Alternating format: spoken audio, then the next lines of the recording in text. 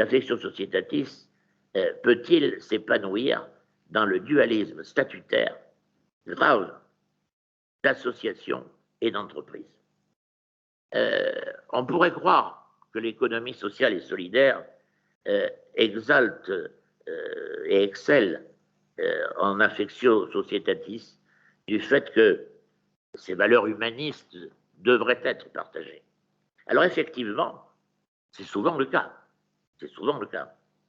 Mais il arrive que le climat associatif, mutualiste ou coopératif ou associatif, mette en danger l'affection societatis. Tout vient de la dualité statutaire des établissements, allez, disons-le maintenant, sociaux et médico-sociaux. Cessons d'employer uniquement le terme, j'emploie sans arrêt le terme d'économie sociale et solidaire, parce que c'était dans le titre qu'on nous donnait. Mais parlons du secteur social et médico-social, plus restreint. Les initiateurs d'un projet social sont d'abord des militants d'une cause qui crée une association, loi 1901. Au point de départ, il n'y a que des bénévoles liés par un contrat d'association. Mais dès que l'activité le nécessite, l'association embauche. Elle embauche des salariés et s'inscrit ainsi, sans vraiment le vouloir, c'est pas sa vocation, dans le Code du travail, en plus du Code des associations, loi 1901. Et la gouvernance et certaines activités, d'ailleurs, sont bénévoles. Il n'y a pas que les administrateurs qui sont bénévoles. Il peut y avoir des activités bénévoles. Le conseil d'administration est composé d'administrateurs bénévoles et militants d'une cause, d'un projet social, humaniste. Pour ça, comme exemple, telle jeune présidente d'une association sportive, nouvellement élue, se trouve d'un seul coup en 24 heures complètement déprimée parce qu'elle s'aperçoit que son association est mise au prud'homme par la plainte d'un salarié. Et elle se rend compte qu'elle n'avait pas vocation à s'occuper de ça. Elle, ce qui l'intéressait, c'était le sport. L'activité sportive et la juridiction prud'homale ne sont pas du tout du même ordre. Dans le numéro 101-102 de 2020 de la revue de l'IRES, c'est-à-dire l'Institut de recherche économique et sociale de Marne-la-Vallée, dont, entre parenthèses, je suis le vice-président. Cette revue publie un article du sociologue Simon Cotin-Marx. Rien à voir avec Karl Marx, mais ça serait pareil. Simon Cotin-Marx sur l'ambivalence des rôles d'employeurs et de salariés dans les entreprises associatives. Ce sociologue a effectué des enquêtes de terrain et on voit bien, en le lisant, que les conseils d'administration ressentent l'ensemble de l'entreprise, salariés compris, pas simplement le conseil d'administration, comme spontanément unis autour du projet associatif, dans la même affectio societatis. Et c'est là l'erreur. Du coup, les intérêts des salariés sont souvent négligés. C'est dans l'économie sociale et solidaire qu'on trouve statistiquement les plus bas salaires, qu'on trouve des temps de travail explosés en nombre d'heures et sans même la rémunération de ces heures supplémentaires ou très peu. Alors ça, c'est pas du tout la qualité de vie au travail. Hein. Tout le monde doit être militant de la cause associative, mais ça, c'est l'idée des administrateurs. Mais cette affectio societatis fictif se transforme en conflit social.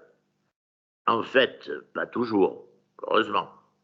En effet, les salariés sont assez souvent, reconnaissons-le, eux-mêmes, plus ou moins, militants du projet d'entreprise associative, eux-mêmes. que ce soit dans les mutuelles, les associations ou les coopératives. Le déficit de politique salariale se trouve compensé, selon le sociologue que je viens de citer, par des bénéfices secondaires. En psychologie, on parle de bénéfices secondaires ou d'externalités positives.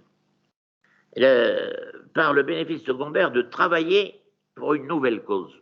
J'accepte d'être moins payé, d'avoir des conditions de travail déplorables, mais quand même, je ne suis pas chez Renault en train de visser des boulons. Ça a un sens humaniste. Les directeurs, le directeur, quand il y en a un, doit gérer cette ambivalence. C'est d'autant plus difficile que le vrai patron, les intervenants précédents l'ont dit, surtout dans les associations, plus que dans les mutuelles, eh bien, c'est l'autorité publique, le vrai patron, ARS, département, justice, c'est-à-dire le financeur principal. Les nouveaux CEPOM, enfin nouveaux, pas tant que ça, quelques années, c'est-à-dire contrat pluriannuel d'objectifs et de moyens, là aussi, un intervenant en a parlé tout à l'heure, peuvent élargir les marges de manœuvre des établissements associatifs. L'intervenant montrait que pas beaucoup quand même, hein, je suis d'accord.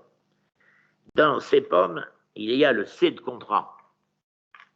Et on peut espérer que la contractualité implique ou impliquerait un vrai dialogue, au moins un dialogue, si ce n'est une codécision.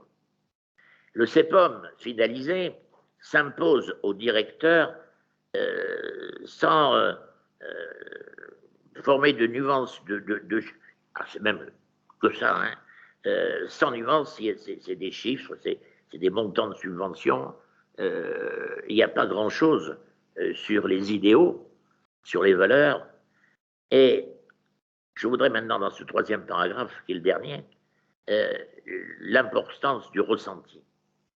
Il reste au directeur de l'économie sociale et solidaire une autre marge. Non plus l'objectivité budgétaire, les chiffres, ça il l'a pas, mais le ressenti des bénévoles, des salariés et des usagers. Les directeurs, ou le directeur, peut cultiver l'affectio societatis d'une certaine unité de toutes les parties prenantes de l'entreprise s'il est attentif au ressenti, au vécu non mesurable, ressenti qui est le marqueur d'humanité dans un monde ficelé, dans un monde arithmétique et numérique ficelé. Ce ressenti lui dit jusqu'où la cause militante qu'il défend avec les administrateurs, la cause militante des bénévoles et les impératifs de gestion du droit du travail et des ressources humaines peuvent rester dans le cadre d'une affectio societatis, jusqu'où on peut tirer la corde sans que la corde casse. Et un autre sociologue, le célèbre Rouzan-Vallon, dans son dernier livre, Les épreuves de la vie, publié au Seuil en 2021, c'est-à-dire cette année, explique que seul le ressenti, et plutôt que les chiffres, donne la vérité sur l'état d'une opinion. Et à l'Enras, on connaît quand même à Toulouse, à l'Enras où je suis vice-président, et le conseil d'administration et le directeur m'ont confié l'écoute du ressenti depuis 2017 seulement. J'ai pas de chance, mais vous non plus, hein, et il y a eu le Covid entre-temps. Hein. Ça a freiné quand même les opérations. La qualité de vie au travail est dans la bonne santé de l'affectio societatis que des nouveautés telles que, alors ça n'existe pas partout, mais telles que les actions collectives innovantes et apprenantes, ASIA, vous en avez tous entendu parler, peuvent entretenir. Conclusion générale, le paradigme du management aujourd'hui, le paradigme optimal en économie sociale et solidaire, pourrait être celui qui est mentionné à l'écran. L'économie sociale et solidaire insiste sur la confiance pour légitimer l'autorité. Elle insiste, cette économie, sur la morale de responsabilité pour adapter la morale de conviction. Elle cultive l'affectio societatis par-delà les dualités d'intention et de statut entre une association et une entreprise au cœur des entreprises associatives. Eh bien, les directeurs de l'économie sociale et solidaire, ceux du secteur social et médico-social, sont au carrefour de toutes ces implications hétérogènes. Ils préfigurent je le crois, un nouveau paradigme citoyen qui déborde le secteur dont on parle, où la liberté de tous commence quand chacun se sent responsable de lui-même, des autres et de la nature. C'est le secret de la qualité de vie au travail. Merci de votre attention.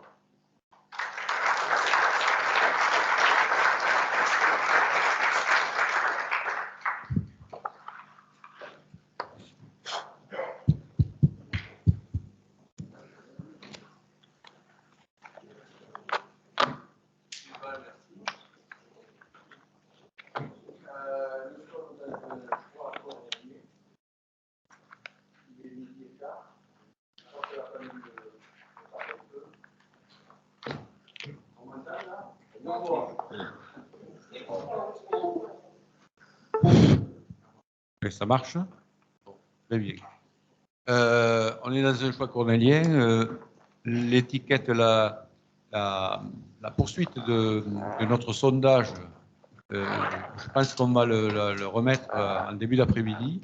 Et je voudrais quand même, puisque c'était prévu, un débat avec la salle sur donc ces trois interventions de Michel Chauvière, Frédéric Auriol et Bernard Ribal. Voilà, il y a un micro, c'est celui que je tiens. Je suis vacciné, je ne suis pas positif, donc je le tiens loin. Je vous le passe.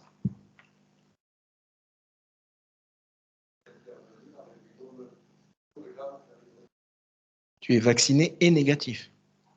Tu es positif dans l'état d'esprit.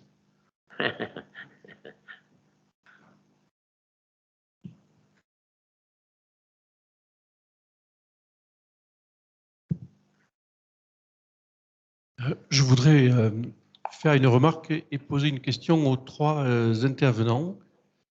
Tout au long des présentations que vous avez faites, tous les trois ce matin, on a l'impression à vous écouter que d'un côté, on a une hypothèse libérale qui déstructurerait notre secteur et qui nous amènerait à ce qu'on appelle la marchandisation ou la chalandisation du travail social. De notre côté, on pourrait reprendre l'hypothèse du travail social comme contrôle social.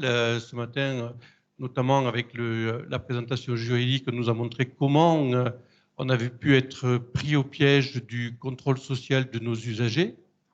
Est-ce qu'il y a une troisième voie possible qui serait alors celle que nos amis canadiens qui ont réinterprété le solidarisme de Léon Bourgeois nous proposent avec ce qu'ils appellent l'empowerment ou le pouvoir d'agir, qui serait une voie libertaire du travail social?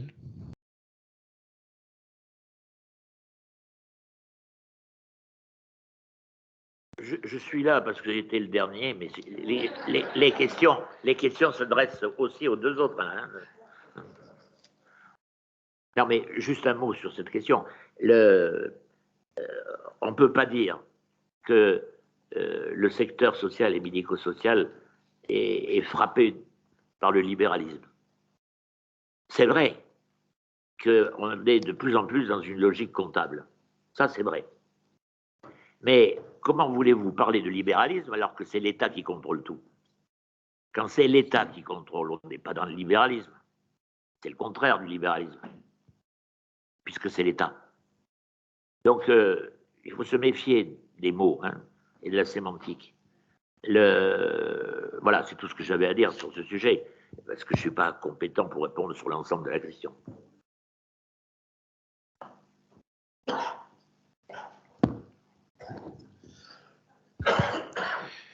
Oui, je ne sais pas comment répondre ou au dernier intervenant avec lequel je ne suis pas en accord, mais il faudrait qu'on ne parle peut-être pas de la même chose ou à la question qui est posée. Mon sentiment, c'est que on ne peut pas bien répondre à cette question qui est posée. Elle est très pertinente, mais chacun y va avec ses hypothèses. Moi, j'ai la mienne, mais on en a vu d'autres, hein, puisqu'on a tous mobilisé des paradigmes d'analyse différents, et je pense que c'est l'intérêt. Tout le monde dit quelque chose de vrai, je crois, sur ce qui se passe. On ne peut pas trancher définitivement. Moi, je retiens, alors c'est là où je voulais préciser, il n'y a pas antinomie entre l'État et le libéralisme, d'autant qu'on parle plutôt de néolibéralisme et non pas de libéralisme. La République, d'une certaine façon, a des aspects de libéralisme, notamment le droit de citoyen est un droit individuel. Bon, mais je crois que l'État a fait sa propre réforme, notamment avec la LOLF, la loi organique sur les lois de finances, qui a transformé une règle qui datait du début de la Ve République à l'époque de De Gaulle et de Matignon, sur les moyens et les conditions de l'allocation de moyens publics. Voilà. Ça me paraît tout à fait important parce que la réflexion a été conduite par le haut. Alors, c'est là où, effectivement, c'est quelque chose d'assez autoritaire et peut-être même contraire à ce qui a été réalisé par d'autres peu de temps avant, à savoir la décentralisation des compétences, des responsabilités, etc. Là, il y a des tensions. Quand la LOLF s'applique aux collectivités locales, on voit bien qu'il y a un problème avec l'affirmation de l'autonomie administrative des collectivités locales. Voilà, c'est là. Mais ça a été promu par le haut, ça c'est évident, par un certain nombre d'anciens énarques ayant viré Kazakh d'une certaine façon au profit de quoi? Au profit d'une gestion de l'État comme d'une entreprise, ou d'une gestion des régions comme des entreprises, ou des gestions des départements. On a entendu beaucoup d'élus de gauche comme de droite célébrer cette réforme. Je me rappelle, comment il s'appelle, Ségolène Royal, disant, quand elle était patronne de la région, ça s'appelait Poitou-Charentes à l'époque, disant « je gère ma région comme une entreprise ». Voilà. Et ça c'est un indice de quelque chose. C'est un indice de changement. Alors moi, j'avais entreaperçu ça lorsque un ancien ministre du nom de Méhaignerie, qui a dû être ministre de la Justice et d'autres petites choses, qui était un élu d'Ille-et-Vilaine, dans une réunion à l'ENA, quand l'ENA était encore à Paris, il avait dit une fois, en sortant un grand A3 de sa sacoche, en disant « Ah, il faut que je vous dise quelque chose, aujourd'hui l'État c'est ça. » Et ça, c'était un grand algorithme. Et effectivement, derrière l'apparence d'un État maintenu, pour la raison politique, il y a l'apparence d'un État qui est maintenant géré sur ce modèle-là, avec d'ailleurs des niveaux de diffusion, un peu comme le champagne sur les verres à champagne, on part d'en haut et on distribue. Voilà. Et donc, on est sur des phénomènes de ce genre qui ne sont pas aboutis, qui n'ont pas donné, et qui sont contrariés par des forces importantes au sein même de la haute fonction publique. Il y a des gens qui sont très opposés à ce qui est engagé, mais ils sont minoritaires. Il y a de l'opposition du côté des collectivités locales parce que le compte n'y est pas pour elles. Voir la critique qui était faite d'ailleurs de la politique décentralisée de protection de l'enfance, qui est un gaspillage, un gâchis absolu. Je suis complètement d'accord avec cette idée. Et pourtant, c'est financé. Et pourtant, c'est géré de cette façon-là. Donc, on voit bien qu'il y a de la résistance. Et puis, je pense qu'il y a quand même un front de résistance, alors dans le milieu de l'action sociale et des travailleurs sociaux, partant du fait qu'ils ne sont pas venus pour ça. Ils ne sont pas venus pour ça. Ils sont venus pour une relation clinique à l'autre, pour une éthique de la relation, pour des choses de ce genre, et non pas pour être les ministres des comptes, comme disait Madame Questiot quand elle a démissionné d'ailleurs du ministère d'État de la solidarité nationale. Je ne suis pas la ministre des comptes. Je vous rappelais de cette formule. Bon, voilà. Donc il y a des tensions, et je pense que la réponse à la question qui est posée, c'est qu'on est au cœur de cette tension-là, et qu'il faut s'en saisir. Il faut s'en saisir, il faut essayer de faire avancer les analyses avec les hypothèses qui sont les nôtres. Toutes sont légitimes, je crois. Oui, alors, si j'avais la réponse à la question, j'aurais fait président de la République, hein, déjà. C'est la base. Hein. Oui, c'est ça. Quelques éléments de réponse. Je pense qu'aujourd'hui, on vit dans un monde où l'information est hyper accessible et elle est maltraitée. Exemple, sur l'économie sociale et solidaire, si on raisonne en termes de budget, ça a progressé, de mémoire, je ne vais pas vous dire de bêtises, ça a progressé d'environ 20% en 15 ans. Donc ça coûte plus cher à l'État, contrairement à ce que tout le monde dit. Donc ça, c'est le premier point, c'est une analyse macroéconomique. Quand on vous dit que les comptes publics ne sont pas sains, je me permets de rappeler que la sécurité sociale était excédentaire 2017, 2018, 2019, avec des crédits non réaffectés, sans parler des transferts de charges étatiques. Donc si il devait y avoir une réforme pour recaler le travail social en termes d'utilité sociale et de lien, je pense qu'il faudrait déjà effacer le modèle associatif pour prendre un modèle de gouvernance plus pertinent, qui soit capable, à égalité, de manier les chiffres, d'être capable de lire, puisqu'aujourd'hui, on est obligé de se mettre à la table des chiffres. Ce sont les comptables qui tiennent la France, ce ne sont pas les politiques.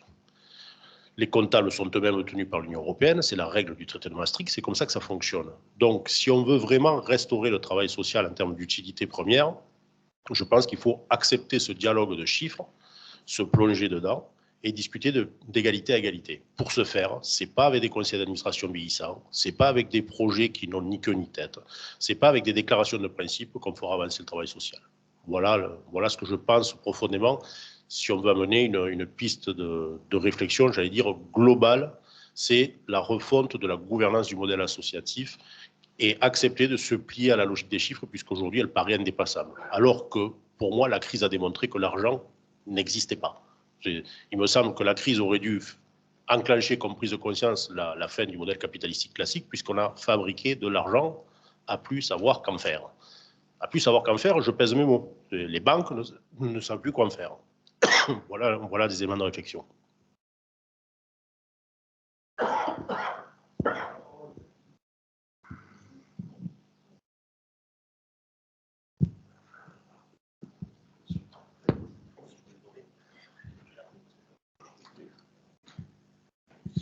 Pour l'ensemble des trois intervenants, en fait, vous dites et vous avez dit dans vos interventions, dans le secteur, on a oublié la controverse, donc il faut en effet qu'il y ait de la controverse.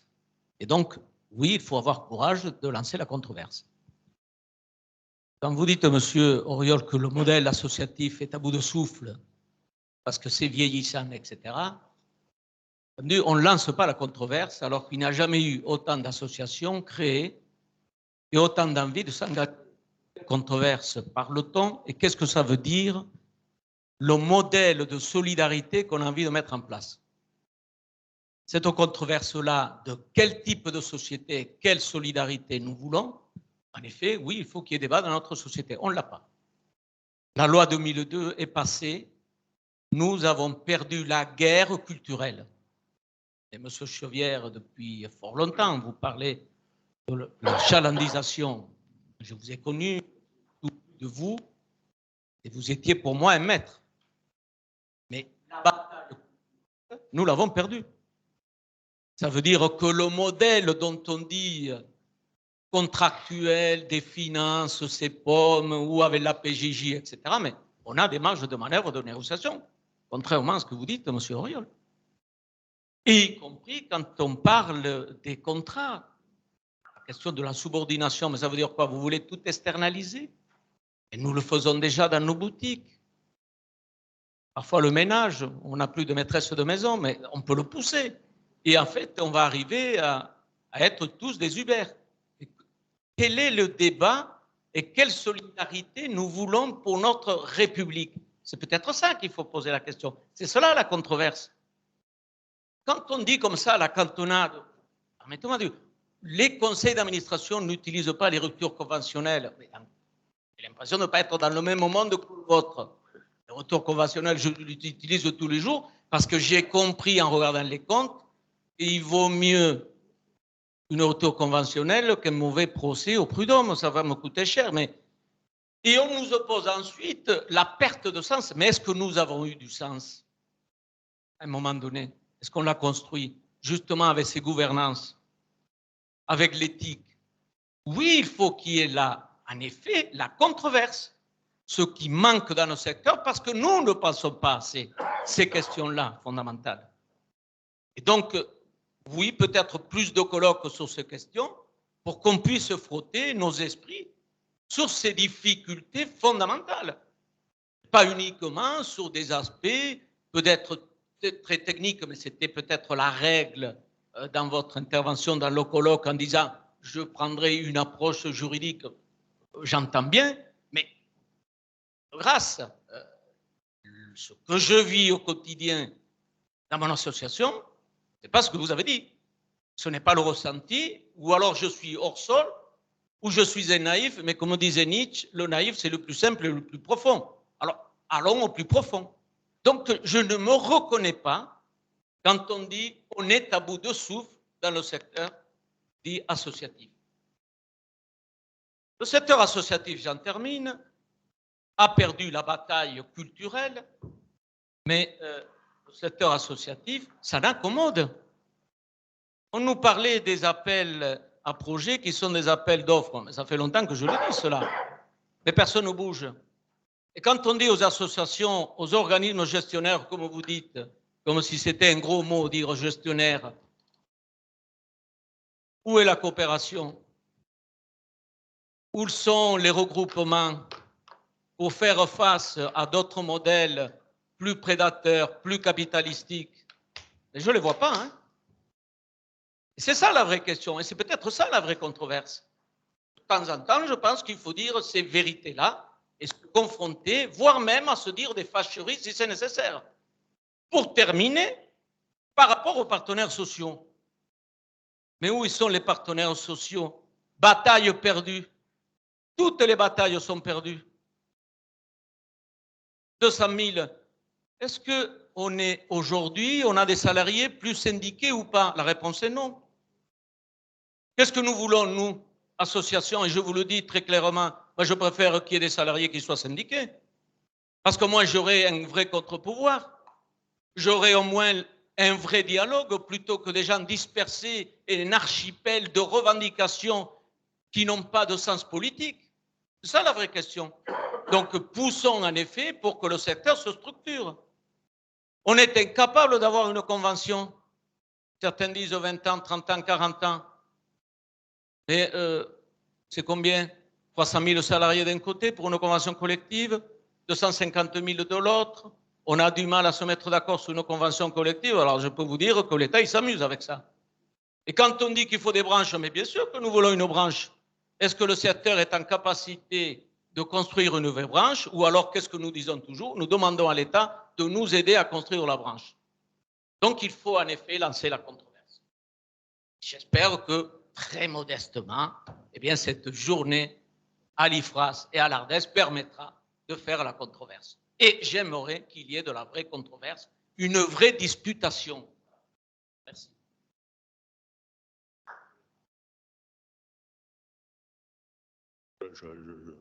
Donc sur une controverse, je ne pense pas qu'il y ait de réponse adaptée. Déjà, quand je parle de modèle associatif, entendons-nous bien, je ne parle pas de l'association dans son système, je parle de l'association gestionnaire de services et d'établissements. Donc le modèle associatif, pour moi, quand je dis que je le remets en cause, je le remets en cause en tant que modèle juridique, enveloppe juridique, qui va gérer des deniers publics. Après, sur le débat des idées, une fois que moi je partage un bon nombre de vos constats. Après, effectivement, là où on a un point de divergence, c'est qu'on n'a pas les mêmes réalités. C'est-à-dire, vous vivez votre réalité, qui a priori est idéalisée, c'est-à-dire que vous connaissez l'ensemble de vos salariés, que tout va bien, que le fonctionnement est parfait. Et moi, comme effectivement, je suis comme un dentiste, quand on vient me voir, c'est que ça va mal. Donc, je peux admettre, et je l'admets aisément, que quand on vient me voir, je constate les dysfonctionnements. Je constate quand même une transversalité et une récurrence dans les dysfonctionnements qui me laissent à croire que ce ne peut être des cas isolés. C'est un point de vue purement personnel, c'est l'intérêt de la controverse, et moi, mon métier, c'est le contradictoire et le débat. Je n'ai aucun problème avec ça. J'estime aujourd'hui, à mon âme et conscience, que le modèle associatif en tant, j'insiste, que structure juridique n'est pas adapté à la gestion d'établissements et de services à partir du moment où le débat sur l'utilisation des deniers publics est plié. C'est-à-dire qu'il vaut mieux de grands techniciens qui discutent face à d'autres techniciens. Voilà mon point de vue. Quand vous m'expliquez que vous avez des marges de manœuvre sur les CEPOM, j'en suis fort aise. Moi, j'ai une vision d'ensemble du secteur. Dans le secteur social et médico-social, il y a des riches qui se sont gavés pendant des années. Vous en faites peut-être partie, je n'en sais rien. Mais par contre, juridiquement, j'ai accès normalement. Si vous êtes tous compétents, vous me devez la base de données économiques et sociales à moi, salarié. Je verrai vos comptes consolidés. Je verrai vos fonds propres avec droit de reprise et sans droit de reprise. Je mesurerai la pertinence des deniers publics tels qu'ils ont été utilisés ou pas. Il est là le débat de vérité. 9 milliards non utilisés aujourd'hui. Donc, la controverse est liée. Le modèle associatif, s'il avait été pertinent, il aurait utilisé tous les fonds. Il aurait demandé à l'État, au contraire, continuez à nous aider. Regardez ce que nous développons. Nous satisfaisons aux besoins du public. Eh bien non. Il y a des fonds qui ne sont jamais utilisés. Il y a des ARS qui, comme l'armée française, font rouler des tanks en disant crédit non reconductible. Et vous y allez, tel de bons soldats, manger à la gamelle. Et vous m'expliquez que vous avez une utilité sociale. Il faut qu'on en discute, effectivement. Il y a un vrai débat de fond. Et le vrai débat de fond, pour moi, il est qu'au bout d'un moment, la technicité, et je ne suis pas un fan de ça, mais la technicité est devenue telle qu'il faut un soldat qui discute face à un soldat. Et que les bonnes âmes, fût-elles bien nées et bien pensantes, ne vont pas suffire, à mon avis, à mener à terme l'évolution, hein, entre guillemets, du secteur. La relation d'aide, pour moi, je ne vois pas pourquoi ma relation d'aide devrait être dans le secteur marchand. Moi, ma question de fond, elle est là. Pourquoi devrions-nous marchandiser de l'aide? Voilà. Une autre question. Oui, bonjour, Sophie Vandeville, la directrice au sein de l'ANRAS. Donc, c'est pour apaiser les débats. Je reviens sur la souffrance au travail des directeurs et des directrices. Monsieur Chauvière, plutôt que de parler de qualité de vie au travail, ça m'a interpellé. Vous avez parlé de souffrance en faisant un lien en filigrane entre l'idéal type des directeurs, les techniciens, les managers, les gestionnaires et peut-être bientôt les libéraux. Quelque part, est-ce que ce n'est pas l'acceptation du changement qui est difficile pour les directeurs, l'acceptation du changement de notre société au niveau social, qui fait que nous avons du mal à accepter l'évolution de notre société qui se traduit au sein de nos établissements? Voilà, j'aimerais avoir votre avis sur ce point. Je vous remercie. Je suis un peu méfiant vis-à-vis de la formule changement de société. Il faut préciser de quoi il s'agit. Il y a une augmentation de la demande sociale. Ça me paraît un point indispensable, d'ailleurs qui trahit un échec, le plus souvent, des mesures antérieures. Il y a des problématiques nouvelles. Je pense que la question de la numérisation de la société à marche forcée pour l'instant qui prend tout, à un point d'ailleurs qui fait apparaître de nouvelles inégalités numériques terribles parce qu'il y a des gens qui n'ont pas accès à ces outils-là et qui n'auront jamais accès à ces outils-là. Voilà. Bon, il faut préciser cette idée de changement. Est-ce que le secteur social s'adapte? À mon avis, oui. Par exemple, le poids de la numérisation dans le secteur, dans le travail social et dans l'action sociale, je conserve ces deux formules-là parce qu'elles me semblent assez justes par rapport à toutes celles qui sont employées aujourd'hui. C'est pour ça que d'ailleurs je ne parlerai pas de cohésion sociale ou je ne parlerai pas même d'intervention sociale, c'est trop vague. Je pense que l'idée de travail est importante parce que c'est du travail. Hein, c'est-à-dire que, et c'est pas la même chose. Enfin, pardon, je fais une parenthèse, mais c'est pas la même chose de fonder un établissement. C'est parce qu'être un entrepreneur de création d'établissements, de réponses, etc., et d'aménager et de gérer par un conseil d'administration, une association ou n'importe quoi cet établissement, et y travailler. Parce que dans le travail, il y a une incarnation qui est très différente. Il y a un engagement de soi dans un rapport qui est difficile. Ça, pour ça que je pense qu'il faut rappeler ça. Il y a deux sociales, si vous me permettez cette expression. Je dis deux sociaux, ça passera pas. Mais il y a deux sociales. Il y a le social des bâtisseurs, hein, en quelque sorte historique. Et la vie associative a permis cela, et le social des travailleurs incarnant, enfin donnant de leur corps dans cette affaire et au quotidien. Et dans des situations quelquefois extrêmement difficiles. Voilà, c'est ça qu'il faudrait préciser, ce que vous appelez par changement, parce que tout ça, ça rentre dans le changement également. Alors, bon, moi j'avais envie, enfin je ne sais pas comment vous répondre hein, davantage, mais j'avais envie, parce qu'il me vient une autre idée qui est un peu différente, mais qui est liée à l'intervention de monsieur et à ce qu'on a dit un peu plus tôt. Est-ce que l'économie sociale, tout du moins ce que vous appelez l'économie sociale et solidaire, est une réponse adaptée à ces changements? Voilà. Qui peut y répondre? Moi, je ne suis pas très sûr. Je ne suis pas très sûr que ça ne soit pas une illusion de plus. Et je le crois même. Parce que, d'abord, c'est complètement hétérogène. Je rappelle que la loi Hamon a quand même rajouté des entreprises lucratives d'utilité sociale, la belle affaire, autorisée à un profit raisonnable, ça c'est extraordinaire quand même. 2014, loi Hamon, hein, c'est pas rien, parce que il y a le loup dans la bergerie là. Si tant est qu'il y ait une unité du non lucratif. Là, il n'y a plus de non lucratif. Il y a du petit lucratif autorisé. C'est très différent. Et ça, c'est terrible parce que, alors, au bout de ça, il y a le groupe SOS dont parlait mon voisin, bon, qui commence à interpeller un tout petit peu les gens du monde associatif. J'ai été sollicité pour un échange qui aura lieu au mois d'octobre. Faut-il interdire le groupe SOS? Voilà, c'est intéressant. C'est intéressant parce que ce modèle-là, à la base, n'est pas supportable. Mais il est très supportable par le haut. C'est-à-dire que Borrello lui-même est un grand copain de Macron. Enfin, faut pas oublier ça. C'est-à-dire que ça va très bien. Il est dans le mainstream macronien pour l'instant. Voilà, pour être clair. Alors, l'autre élément, c'est tout le système de concurrence, d'ouverture des choses sociales, du champ social à toutes sortes de gens actuellement. Je parlais des startups.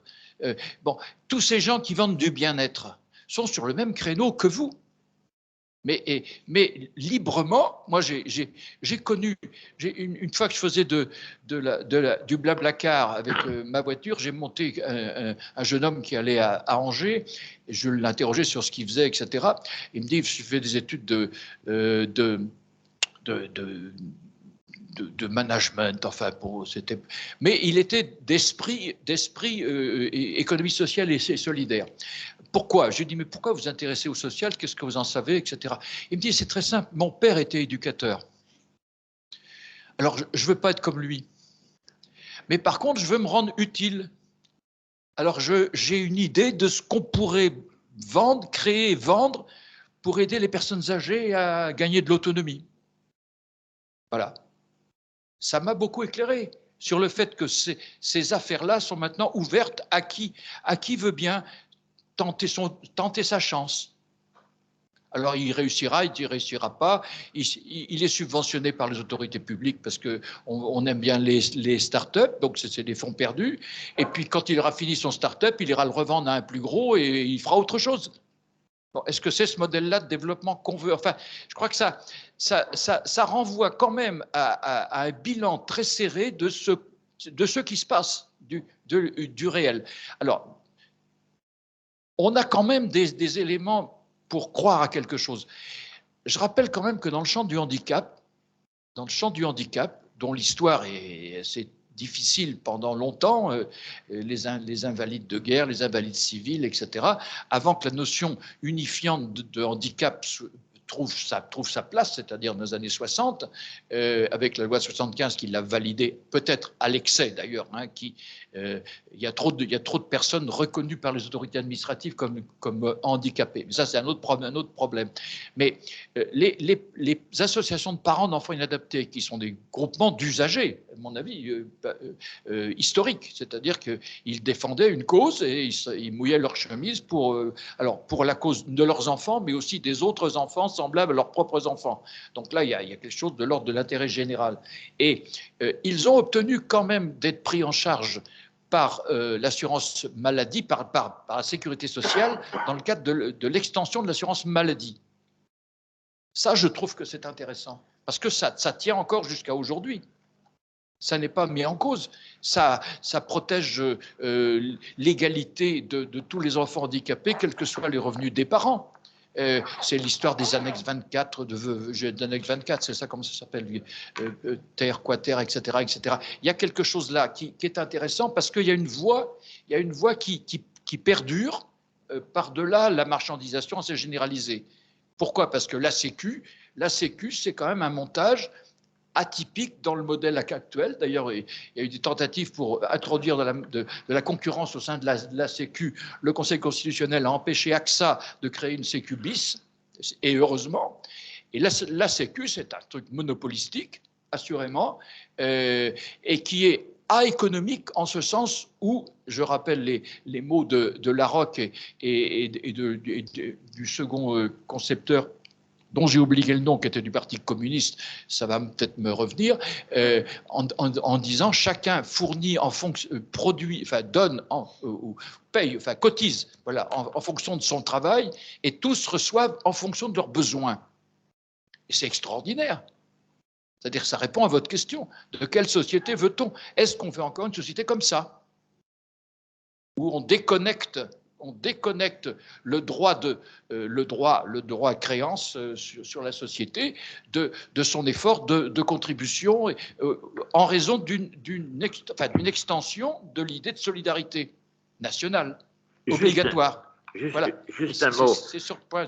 Juste un mot à cet égard, depuis qu'on entend ces conversations. Moi, je suis quand même extrêmement surpris, même si je partage certaines analyses, sur le fait que quelqu'un puisse préférer mettre des techniciens de l'entreprise, du secteur social et médico-social, face aux techniciens de l'État, mais tous techniciens, parce qu'ils sont compétents et parce qu'ils vont se comprendre, qu'on préfère ce système au système associatif. Alors ça, quand même, il va falloir le diffuser, parce que ça m'étonnerait que ça remporte de grandes majorités, qu'on trouve le système technocratique et techno-économique supérieur aux valeurs du système associatif. Et ensuite, dire qu'il n'y a pas d'impératif comptable, que l'argent, on peut en faire ce qu'on en veut, parce qu'on peut en tirer. C'est vrai qu'il y a de la création monétaire. Il y a eu beaucoup de création monétaire, c'est-à-dire la planche à billets, pour parler comme tout le monde, pendant le Covid. Mais ça ne signifie pas qu'on fait n'importe quoi avec l'argent. Quel que soit le système, il va falloir répondre des chiffres. Hein. Aucun système ne peut vivre quand il dépense, du moins longtemps, quand il dépense plus que ce qu'il produit. La contrainte comptable, elle ne tient pas au système précis qu'est le système associatif. Elle tient au fait que 2 plus 2 égale 4. Quoi, hein. On n'échappera pas à cet impératif comptable. Donc, je suis quand même là, j'avais pas encore entendu ça. Quoi, hein, il y a 2 idées là qui me paraissent extrêmement contestables. Quoi. Je m'excuse, je regarde la pendule et mes petits camarades m'ont dit quand même l'estomac commence à se réveiller. Au moins à l'Ardèche, on ne pourra pas dire que la parole n'aura pas circulé à la fin de la journée. Je vois qu'il y a quand même des échanges qui sont importants et qui posent de bonnes questions. Pensez aussi qu'il y a des sponsors qui nous ont accompagnés, qui nous accompagnent durant cette journée. Évidemment, comme vous étiez très attentifs et attentives, à cette matinée. En repassant dans la grande salle, vous pourrez voir les sponsors et les voir peut-être pendant ou juste après le déjeuner. Nous reprenons à 14 h comme prévu. Bon appétit.